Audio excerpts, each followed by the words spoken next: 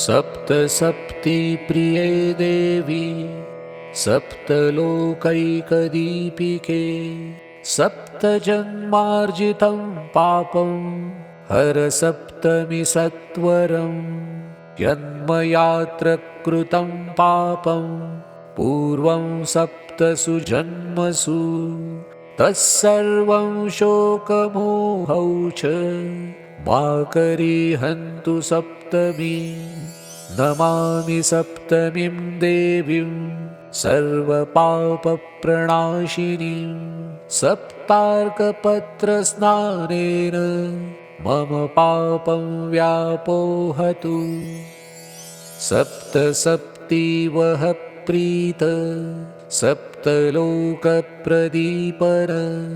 सप्तमी सहितो देव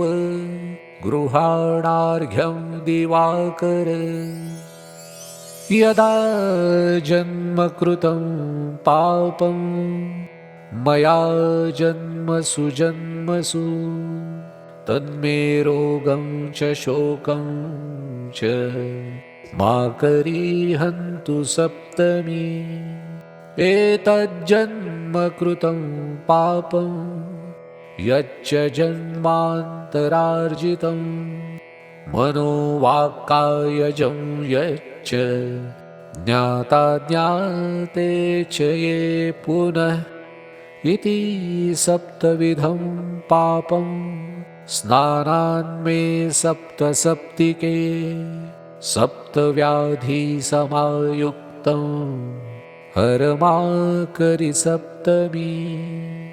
सप्त सप्त महासप्त सप्तद्वीपा वसुन्धरा श्वेतार्कपर्णमादाय सप्तमी रथसप्तमी इति श्रीरथसप्तमी श्लोकः।